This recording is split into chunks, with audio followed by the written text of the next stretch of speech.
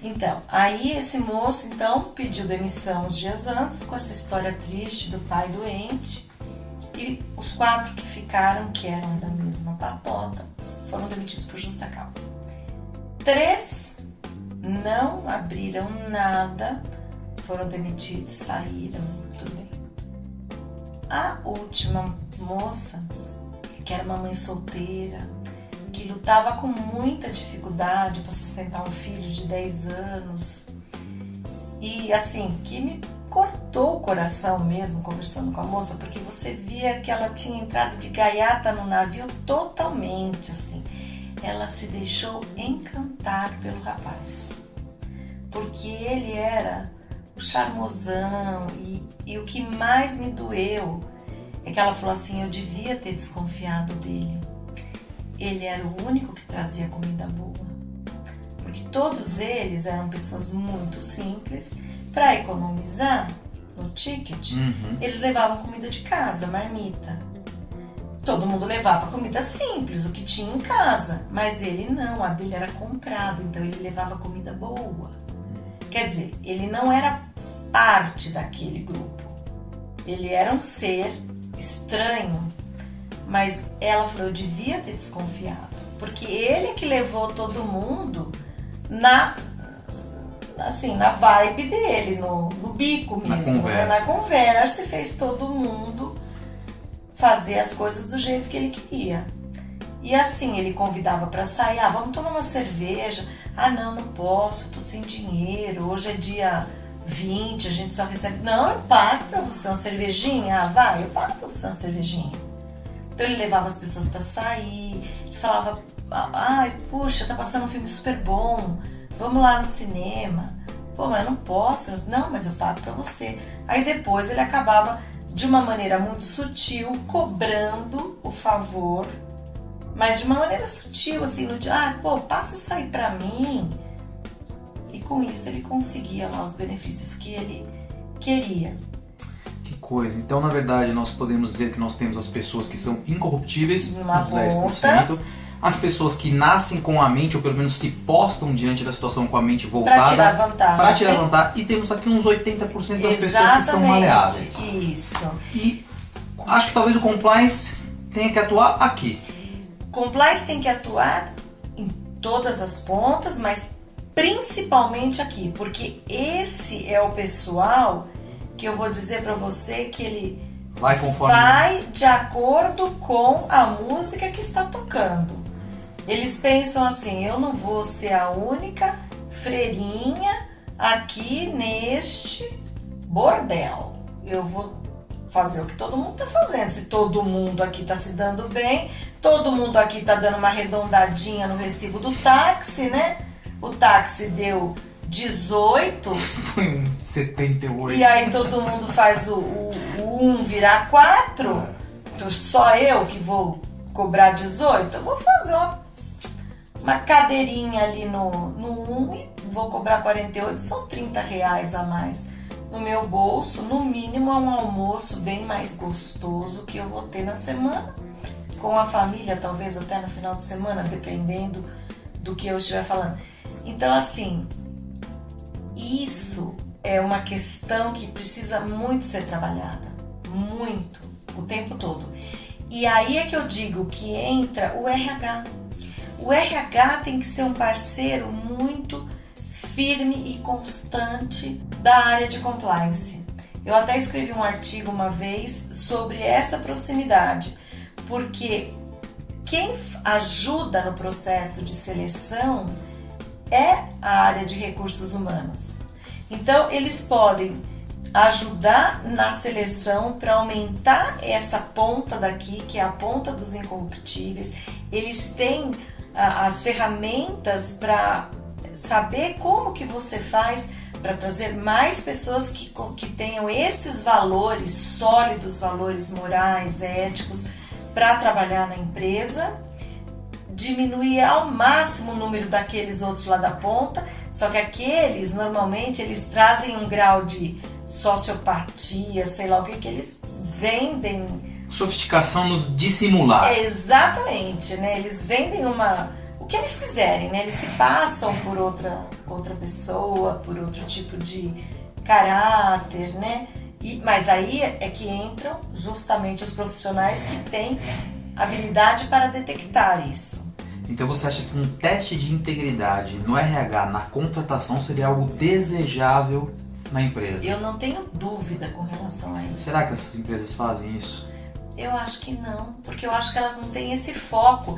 Eu acho que o foco é muito mais nos conhecimentos, habilidades e atitudes esperados para aquela função técnica que está sendo contratada. Então, se você vai contratar um advogado, o que você espera? Que ele escreva bem, que ele tenha bons conhecimentos técnicos, que ele tenha feito uma boa faculdade.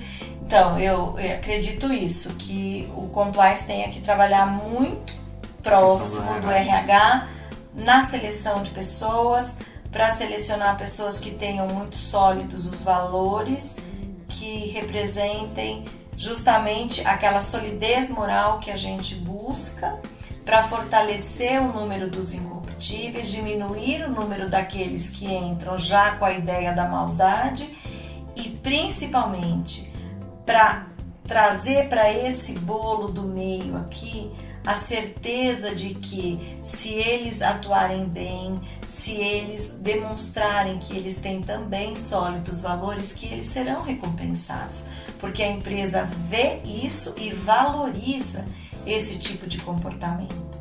Então a gente poderia dizer que, na verdade, o compliance é esse setor dentro da empresa que busca sim fazer com que a empresa cumpra leis, normas, mas ao buscar que faça isso, ele também tenta criar uma cultura do compliance, que a gente poderia dizer.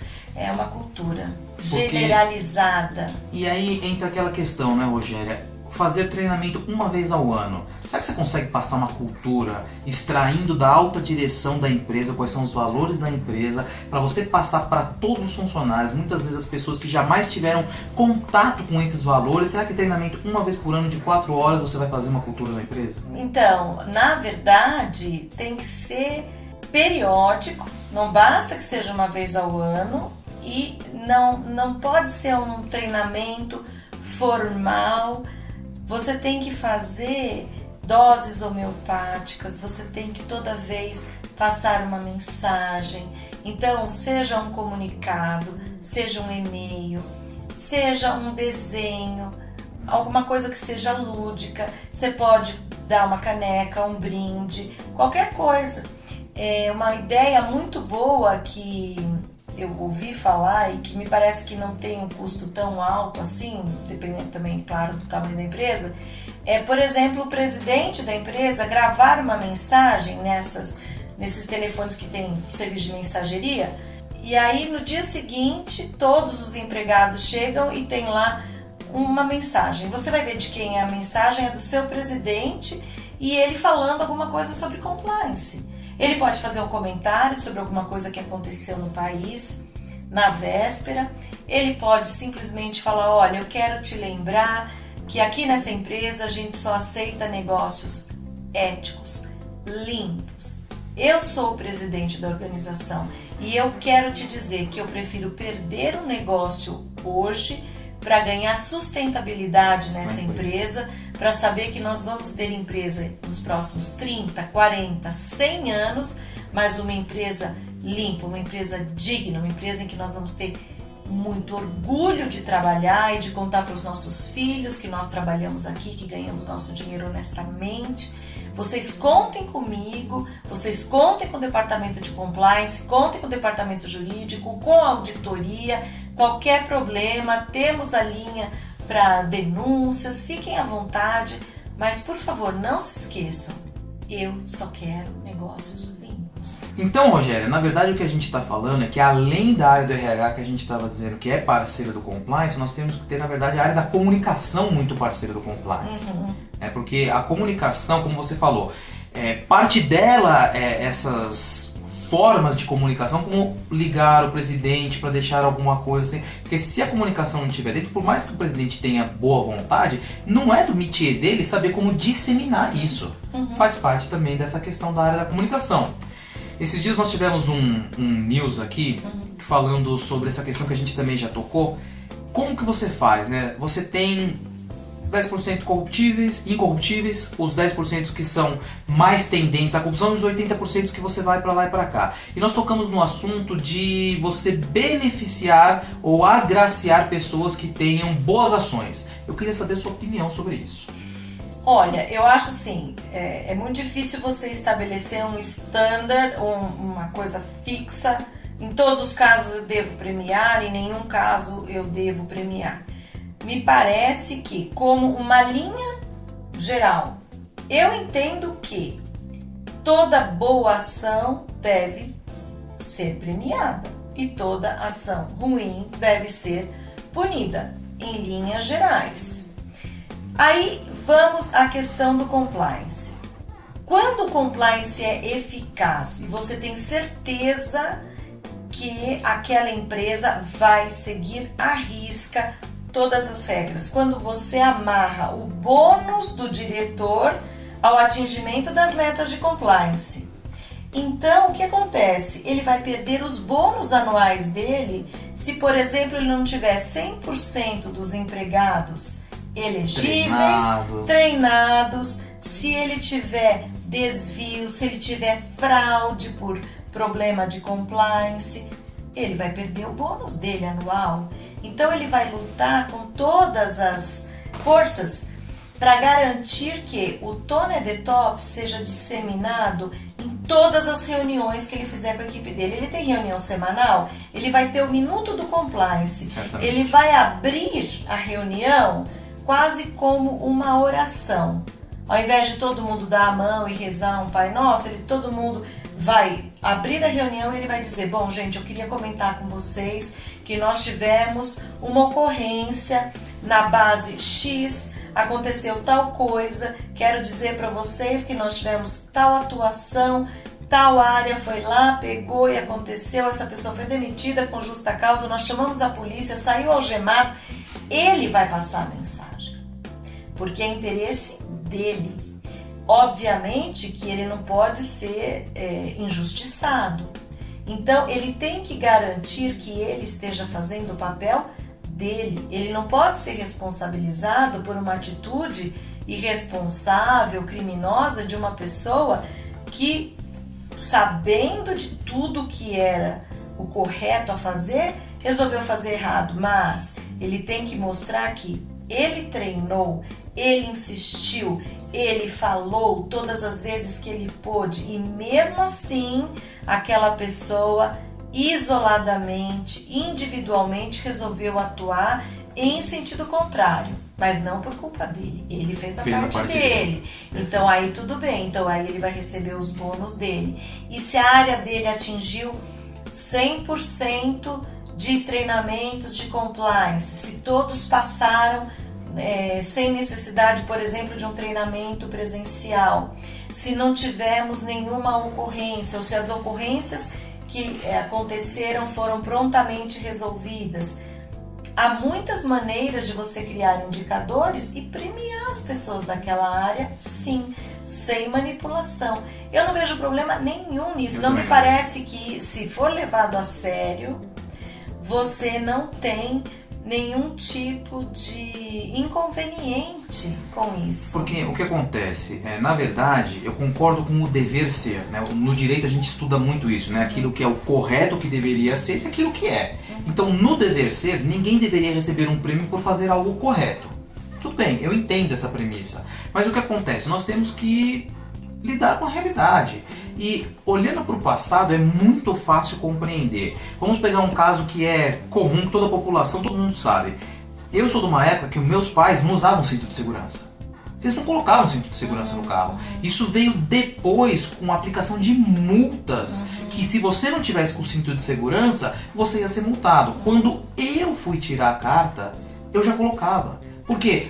Você não conseguia sair, você liga, antes de ligar você já coloca. Então o que acontece? Você tem uma norma que quer introjetar um comando moral na população e ele faz isso por meio da sanção. Entretanto, depois de um tempo, aquilo está introjetado. E as pessoas começam a fazer aquilo sem precisar, talvez, de um bônus de alguma coisa. Então, mas aí eu vou falar uma coisa pra você. De novo, nós somos seres humanos. Sem dúvida. E o ser humano, ele quer ser reconhecido. Concordo. E eu falo pra você, é assim, você tem uma equipe, a tua equipe faz um bom trabalho, é obrigação dela, ela ganha salário pra isso. Ninguém ali é voluntário, certo? Ninguém é voluntário. Todo mundo tá ali pra ganhar salário, alguns ganham bem, outros não ganham tão bem, mas todo mundo tá ali por um salário que concordou em receber, né? Você não fala que vai pagar 1.000 e aí a pessoa vai lá e recebe 400. Não, você falou que ia pagar 1.000, você paga 1.000. Se ela vai receber líquido um pouco menos porque tirou um tanto para isso, para aquilo, é outro problema por causa dos impostos e tudo, mas o que foi combinado é o que está sendo honrado. Então, nessa perspectiva, você não precisaria dizer e falar, pô, bom trabalho, nossa, gostei do que você fez hoje. Exato, ele fez porque fez, ganhou dinheiro, não tem mais nada para receber. Então, porque é justo, fair enough, tá recebendo exatamente aquilo que a gente combinou. Mas eu vou falar até por mim. O meu primeiro chefe, diretor jurídico, que até faleceu recentemente, Dr. Arnone. iComply, aprimorando pessoas, fortalecendo empresas.